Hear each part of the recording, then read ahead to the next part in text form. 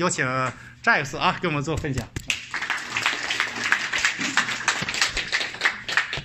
Hi everyone, my name is Jacqueline, but people call me Jax. Full name is Jacqueline Jin. Today I'm here to just give a little bit, talk about my experiences on my ongoing journey in medicine. So just a little bit about me. I am a senior at the Bishop Strachan School in Toronto, Ontario. This coming September, I will be attending Yale NUS. So NUS stands for National University of Singapore, for the BSMD direct entry into Duke NUS Medical School. I am one of 7 students selected for this program. I'm the only one from North America this year. Just a little bit about this program. It's 4 years of undergraduate studies at Yale NUS, achieving a Bachelor of Sciences or Bachelor of Arts degree from Yale NUS, and then it's direct entry into medical school. So 3 years of graduate studies at Duke NUS Medical School, and then 1 year of study at Duke Medical School, achieving a joint MD degree from the National University of Singapore and Duke University. So I'm sure everyone has heard about the whole person. What do these admissions officers look for? I think there are 4 different parts, interviews, academics, essays, and extracurriculars. For each school, of course, it won't be 25%, 25% for all of them. For each school, it varies, but these are the 4 main sort of ideas and things that they do look for. So just a little bit about academics. We'll talk about this very briefly. You need to be good, but you don't need to be perfect. Everyone is talking about how, oh, I need a 1600 out of 1600 for the SAT. You do not need perfect scores. You just need good enough scores. And what that means is, in terms of standardized testing, you can take the SAT or ACT, so American schools usually accept either. And for SAT, you want to aim above 1500 out of 1600, and for your ACT, you want to aim above 34. They usually look for SAT subject tests as well, so usually they look for 2, and you want to get above 700 out of 800, and ideally, you want to get above 750 out of 800 to be considered competitive. In terms of schoolwork, you want to maintain a good average. You want to be, if you want to go into medicine, you want to be top 3% in your class.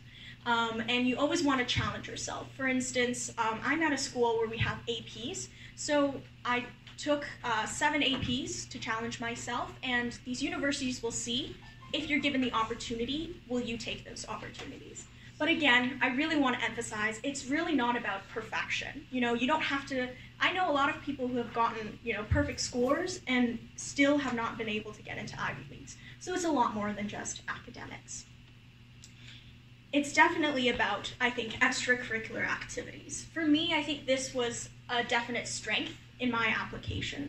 So just a little bit about my involvement. I'm very involved with chess, volleyball, taekwondo, and golf. I've won the top 3 awards at a national or international level for all of those.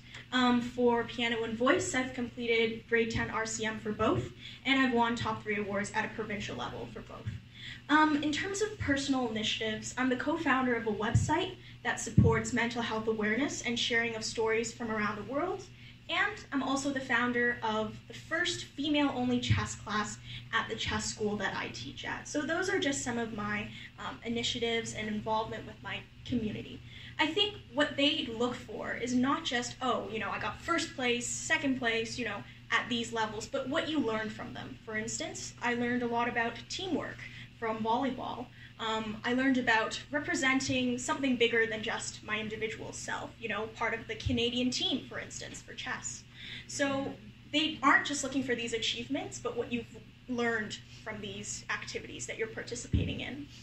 And today, I will be mostly talking about my volunteering, research, and international experiences, because I believe, in terms of this program, in terms of medicine, that these 4 things were what made my application really stand out.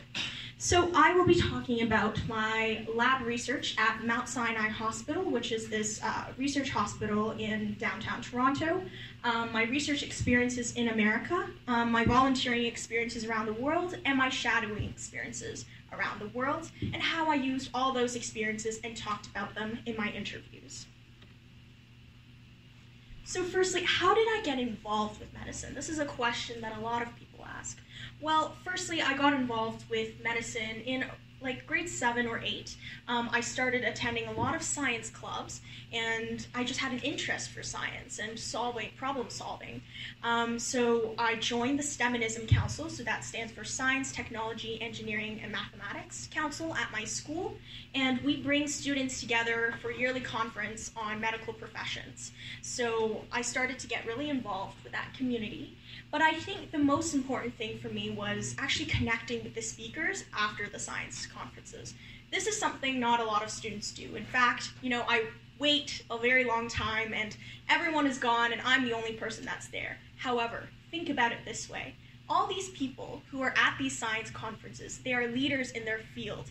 They're professors, they're CEOs of companies. For instance, here's the CEO of a company that is working on gene therapies that I had the opportunity to talk with.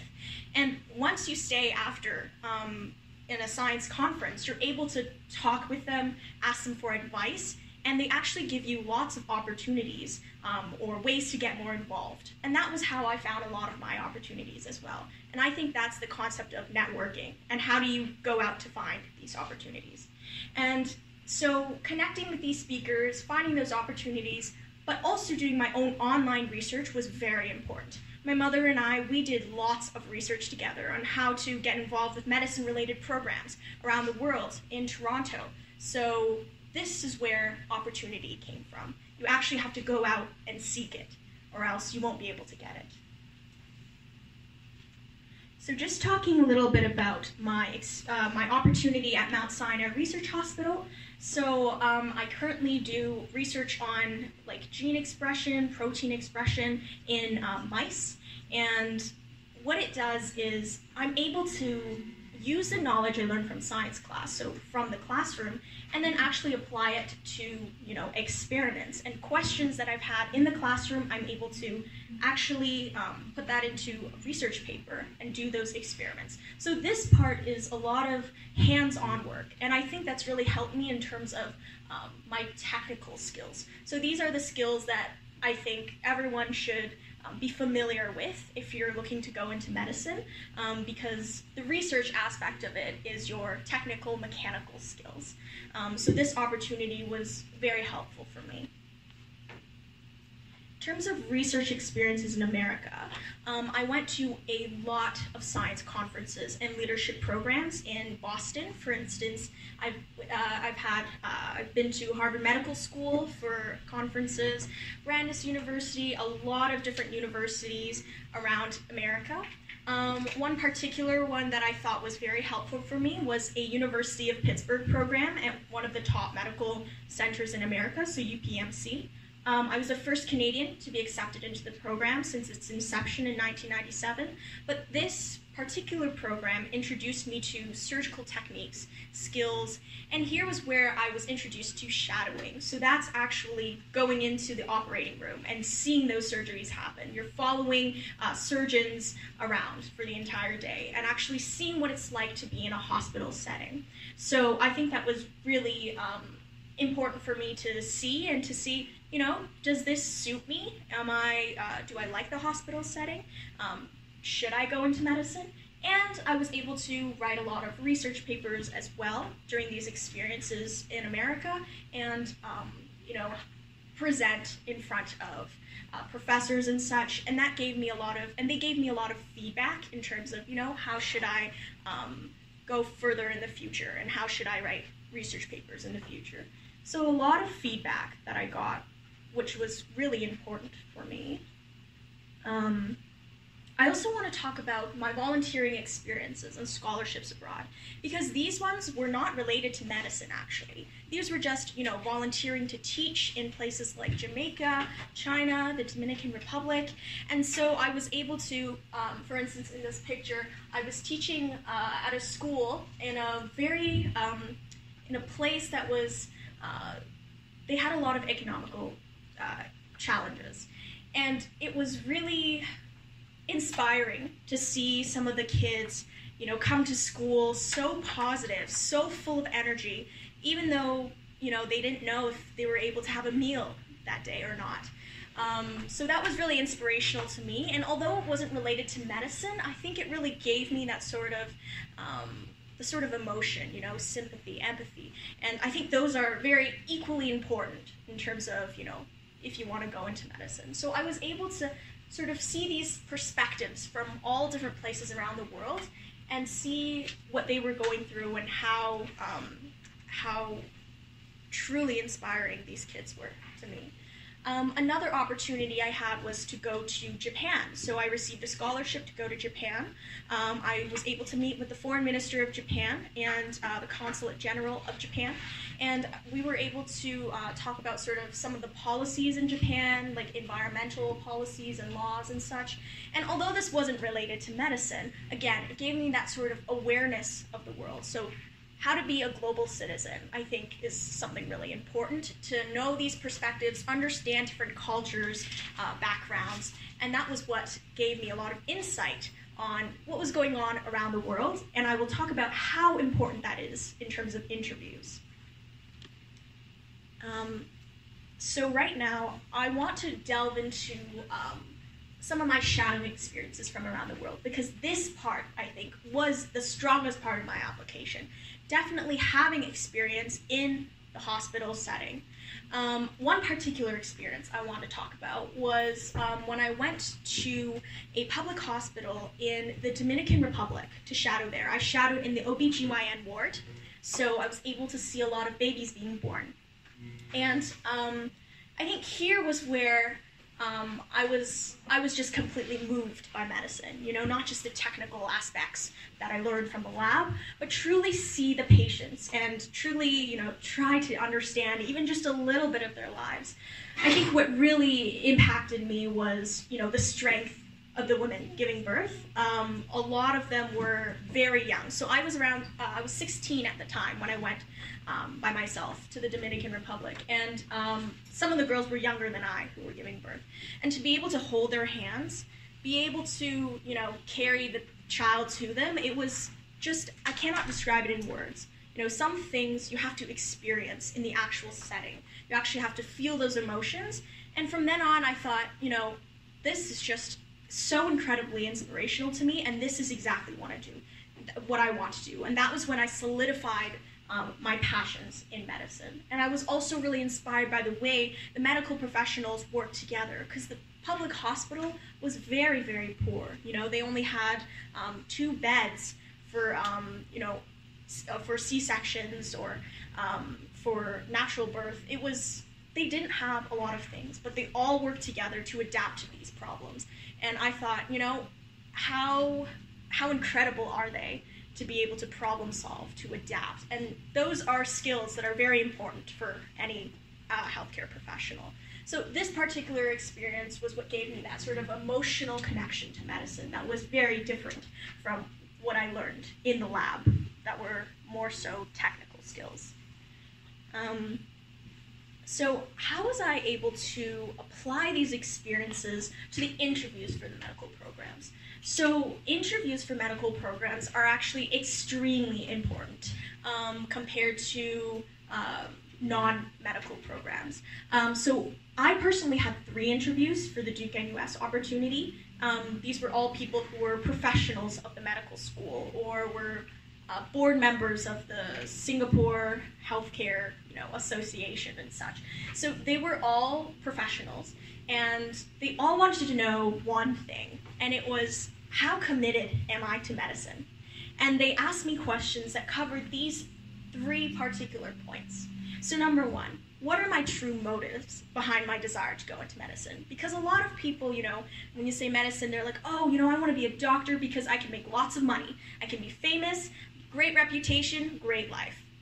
If you say that, I can guarantee you're not getting in. They want to see, why do you want to go into medicine? Is there something else behind that sort of desire? And I really brought in my shadowing experiences. I told them how inspired I was by the mothers, by the babies, the emotional connection that I felt. They really want to see who you are as a person in terms of your true desires behind why you want to go into medicine. The second point, they want to see how aware you are in terms of accepting the future implications about going into medicine. So my particular program is 4 years of undergraduate studies, 4 years of medical school, then I have another 5 years of residency, and for OBGYN or pediatrics, that's another 3 years of clinical fellowship. So in total, that's 16 years. And they want to see if I'm mature enough to make that decision at 17 years old. Basically, the rest of my life. You know, am I committed to medicine? Am I committed to that point? And they want to make sure that I'm aware that this is one path. You know, once you're on this path, you can't give up. You can't quit. You can't do anything else. So they want to see your sort of maturity, if you're willing.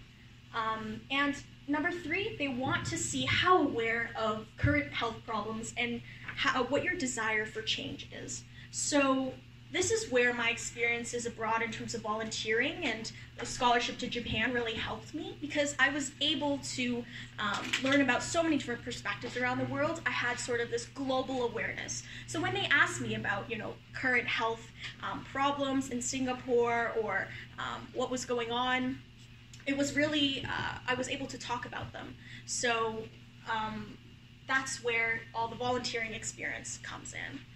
And so my advice, I think, is do not answer in the way you think that they will like, but rather in a way you think is most truthful to you. And why do I say that? Because they are professionals. They will be able to tell if you're lying. If you truly don't want to go into medicine and you just want it for the money, for instance, they will be able to tell. They will be able to know, so just be yourself and really show them who you are and why you want to do this. Just some quick advice in terms of applying your experiences to interviews for non-medical programs. So I can tell you the first question that interviewers will ask you, always, tell me about yourself. And I think that is the hardest question, because there's so much to you and you don't know what to say, right? So this is exactly how I structured my response. I gave them an example of a day or a week in the life of Jax. So this is where I introduce a lot of my major extracurriculars, my activities, or my experiences, you know, what I do on Monday or what I do on Saturday, Sunday. So I was able to bring in that community involvement. And from there, I was able to go to details on major experience 1, details on major experience 2, and details on major experience 3. So that was how I sort of structured my answer to that very essential question, because it's the first question that they ask, and it's the first impression they have of you. So just some advice during the interview: shine but don't glitter. And what I mean is, don't be arrogant. You know, don't say, oh yes, I got first place, and list all those things out. As I said before, you know, I'm sure they've seen lots of incredible people who have all gotten first places in all these different fields. They really want to know your emotional connection to this particular activity and what you learned from that. Number 2, prepare but don't perfect. What I mean by that is, don't go in with a script. Don't memorize a bunch of things, because it's not going to come off as very genuine, and they will pick up on that. Number 3, converse but don't convolute. Don't make things more complicated than they seem. You know, if you've won something or you're doing something, you don't want to exaggerate it, you don't want to make it seem super complicated, because that will not only confuse them, but I think simplicity is, you know, the most effective thing. Now I would actually like to move on to essays in terms of programs in health science for Canada. So I know a lot of people probably know about McMaster's Health Sciences. It's the most competitive program in Canada in terms of health sciences for people who want to get into medical school. So usually the acceptance rate is from 5 to 10%, but this year was 3.8%. I was lucky to be admitted this year. It is one of the most competitive programs, as I've said. They look at 2 particular things. They look at your marks. So in order for your application to even be seen by them, you need to have at least a 90% school average to be considered. And your supplemental applications, which is 3 essays for a total of 7 marks, and it's marked by faculty and 4th-year health science students. So how do these marks and the supplemental application actually work together? So your supplemental application, as I said, is marked out of 7. Your minimum average is 90%, but marks only matter when you are competing with others that have the same supplemental mark. And what I mean by that is, if you get 7 out of 7 on the supplemental application, you are 100% admitted. So as long as you have above 90 average. But if you get 6 out of 7, then they will take the one with the higher average. So that's what it means. Now let's get into the supplemental application that not a lot of people will tell you about, because it's, so each year they have 3 different essays. I sort of looked through the questions and found some trends that I've seen, including what I've learned this year from the questions that I answered. So the first question will usually ask you about your weakness. Identify your weakness in some, whether it be leadership positions, whether it be in terms of personality or character. My advice is to make your weakness a strength of your character. So show how you've adapted to this weakness. Show what you've learned from this weakness. What they want to see is a growth mindset, how you deal with setbacks, how you adapt to difficult situations. So that is your first essay question.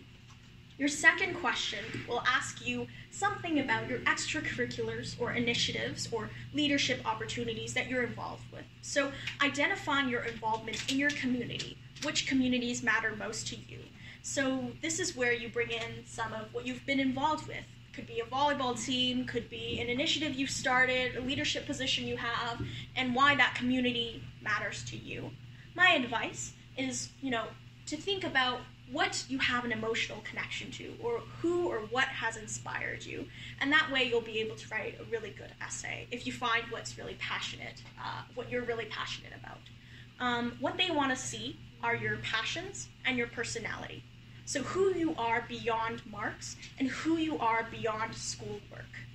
The third essay, this one was the hardest, I think, out of all of them, because this tests your problem-solving or thinking process and your real-life application. So they will actually give you a real-life scenario with data, graphs, tables, and they will ask you to solve a problem related to healthcare, to come up with a plan or a solution.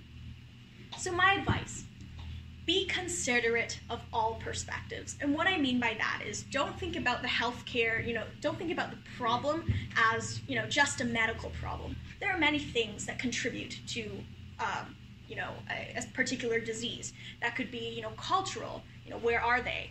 Where do they live in the world? Historical perspectives, or, the medical history. A lot of these different perspectives, I really encourage everyone to consider when answering this question, and be creative in your problem solving. Because I know, everyone's going to think the same things, but if you think something else, they're really going to see how you think. And what they want to see is essentially, how do you think? How do you problem solve? So your analysis and critical thinking skills. And can you use the skills you learned in the classroom and apply it to real life? So that makes up your supplemental application, those 3 essays. Now, just to end off, I want to show everyone something that an interviewer actually said to me, and it was really inspirational to me. And I see a lot of young kids here, and also young teenagers who are probably looking to apply very soon. And I just want to give everyone some inspiration. So I want to end with this. I want you to put yourself in this situation. Your name is a verb. There is no state of the world possible where you don't have impact. Crush it. Insert your name. Excited to see how bright your light will shine. Thank you.